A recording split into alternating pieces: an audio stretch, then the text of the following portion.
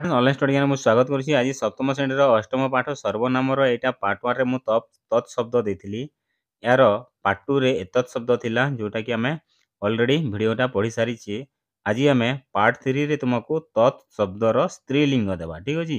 ଏଇଟା ପାର୍ଟ 3 ବୋଲି ଭାବ। ଏହାର ଆହୁରି ମଧ୍ୟ ଅଛି, ଯୋଉଟା ପାର୍ଟ 4, ପାର୍ଟ 5, ପାର୍ଟ 6 ଚାପ୍ଟର ତକ ଯିବ। ସେଥିପାଇଁ ତୁମେ ଧୈର୍ଯ୍ୟ ଧର ଆଉ ଧୀରେ ଧୀରେ ସବୁ କିଛି ବୁଝିଯିବ। ଏବେ ଦେଖ, ତତ୍ ଶବ୍ଦ ସେ ବା ତାହା, କିନ୍ତୁ ଏଇଟା ହେବ ସ୍ତ୍ରୀଲିଙ୍ଗରେ। ଠିକ୍ ଅଛି? ସ୍ତ୍ରୀଲିଙ୍ଗ ମାନେ କ'ଣ? ଏଇ ଯେଉଁ ବାଲିକାଟି ଆମେ ଦେଖୁଛୁ, ଏ ବାଲିକାଟି ସ୍ତ୍ରୀଲିଙ୍ଗ। ଠିକ୍ ସେହିପରି ମାଲା ବି ସ୍ତ୍ରୀଲିଙ୍ଗ ହେବ। ଆମେ ସ୍ତ୍ରୀଲିଙ୍ଗ ପରି କାହିଁକି ଜାଣିଲା? ଦେଖ, ପ୍ରତ୍ୟେକ ଶବ୍ଦର ଶେଷରେ ଆ ଲାଗିଥିବ, ବାଡ଼ି ବାଡ଼ି ଲାଗିଥିବ କିମ୍ବା ଦୀର୍ଘ ଇ ଲାଗିଥିବ। ବୁଝିଲା? ଏ ଦୁଇଟି ଜିନିଷରେ ପ୍ରାୟ ସ୍ତ୍ରୀଲିଙ୍ଗ ଆସିଥାଏ। ତ ତୁମେ ଦେଖ, ଏଥିରେ ସା ବାଲିକା। ଠିକ୍ ଅଛି? ତତ୍ ଶବ୍ଦର ପୁଲିଙ୍ଗରେ କ'ଣ ହେଇଥିଲା? ସହ ହେଇଥିଲା।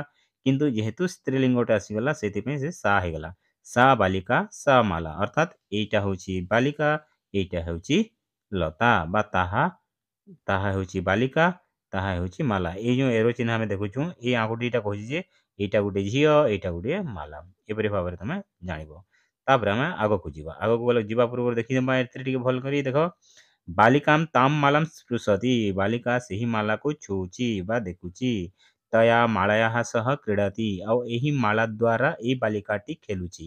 ଆମେ ମାଲା ବା ଆମେ ଫୁଲମାଲା ପାଇଥିଲେ କ'ଣ କରିଥାଉ? ଆମେ ଫୁଲମାଲା ପାଇଥିଲେ ଆମେ ନିଜେ ପିନ୍ଧିଥାଉ, ନହେଲେ ଅନ୍ୟମାନଙ୍କୁ ପିନ୍ଧେଇଥାଉ। ଆମେମାନେ ଛୋଟ ଥିଲାବେଳେ ଖେଳିଥାଉ ନା? ସେହିପରି ଭାବରେ ଏଇ ଝିଅଟି ବି ଖେଲୁଛି ମାଲା ସହିତ। ତସ୍ମୈ ମାଳାଇ ସ୍ପୃହୟତି। ଏହି ମାଲା ସହିତ ସେ ସ୍ନେହ ପ୍ରେମ କରୁଛି, ଅର୍ଥାତ୍ ଇଚ୍ଛା କରୁଛି, ପସନ୍ଦ କରୁଛି। ଆମକୁ ଯଦି କେଉଁ ଫୁଲଟି ଭଲ ଲାଗେ, ଆମେ କ'ଣ କରୁ? ମୁଣ୍ଡରେ ଖୋଜିଥାଉ, ନହେଲେ ଆମେ କାହାକୁ ଦେଇଥାଉ, ନହେଲେ ଆମେ କ'ଣ ପୂଜା କରିବା ପାଇଁ ଘରରେ କିମ୍ବା ବହିରେ କିମ୍ବା କୌଣସିଠାରେ ଆମେ ରଖିଥାଉ। ଆମକୁ ଭଲ ଲାଗିଥାଏ ସେଇଥିପାଇଁ। ଠିକ୍ ସେହିପରି ଏଇ ମାଲାକୁ ସେ କ'ଣ କରୁଛି? ସ୍ପୃହୟତି, ଅର୍ଥାତ୍ ଖେଳୁଛି। କଦାପି ତସ୍ୟାଃ ମାଳାୟାଃ ପୁଷ୍ପଂ ନ ଚିନୋତି। ଚିନୋତି ମାନେ ଛିଣ୍ଡାଇବା, ତୋଳିବା। ତ ଏଇ ଯେଉଁ ପୁଷ୍ପ ଗୁଡ଼ାକ ଅଛି, ଏଇ ମାଲାରେ ଗନ୍ଥା ହେଇକରି ଅଛି, ଏଇ ମାଲାକୁ କେବେ ବି ଛିଣ୍ଡାଇ ନାହିଁ। କିଏ କେତେବେଳେ ଛିଣ୍ଡାଇଥାଏ? ଯେତେବେଳେ ମାଲାଟି ଯାହାକୁ ପସନ୍ଦ ଲାଗିନଥାଏ, ସେ ମାଲାକୁ ରାଗରେ କ'ଣ କରିଥାଏ? ସେ ଫୁଲ ମାଲାଗୁଡ଼ିକୁ ପୁରା ଏପରି ଭାବରେ ଛିଣ୍ଡେଇ ମିଣ୍ଡେଇ କରିଦେଇଥାଏ। କିନ୍ତୁ ଏ ତ ଏହାକୁ ସ୍ପୃହୟତି, ସ୍ନେହ କରୁଛି। ତ ସେଇଥିପାଇଁ ସେ କେବେ ବି ସେହି ମାଳାର ଫୁଲକୁ ଛିଣ୍ଡାଏ ନାହିଁ। ତସ୍ୟାଃ ମାଳାୟାଃ ନାମ ଅପରାଜିତା। ପରୀକ୍ଷାରେ ଆସେ ଯେଉଁ ମାଲାର ନାମଟି କ'ଣ ଥିଲା? ସେହି ମାଲାର ନାମଟି କ'ଣ ଥିଲା ବୋଲି ତୁମେ କହିବ? ଅପରାଜିତା। ହେଲା? ଅପରାଜିତା ମାଲା ବା ଅପରାଜିତା, ସେ ମାଲାର ନାମ ଥିଲା ଅପରାଜିତା।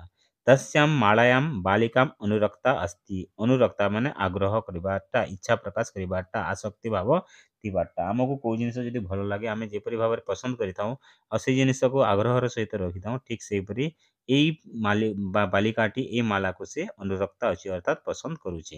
ତ ଏହା ଥିଲା ପାର୍ଟ 3। ତୁମେ ଆଗକୁ ପାର୍ଟ 4 ରେ ଏଇ ଭିଡ଼ିଓ ପାଇବ। ଏତତ୍ ଶବ୍ଦର ସ୍ତ୍ରୀଲିଙ୍ଗରେ ମୁଁ ଦେବି। ତ ତୁମେ ଆମ ସହିତ ଯୋଡ଼ି ହେଇକି ରହିଥାଅ। ଆଗକୁ ଆମେ ଏପରି ଭିଡ଼ିଓ ତୁମମାନଙ୍କୁ ଦେଉଛୁ। ରଖୁଛି। ଧନ୍ୟବାଦ।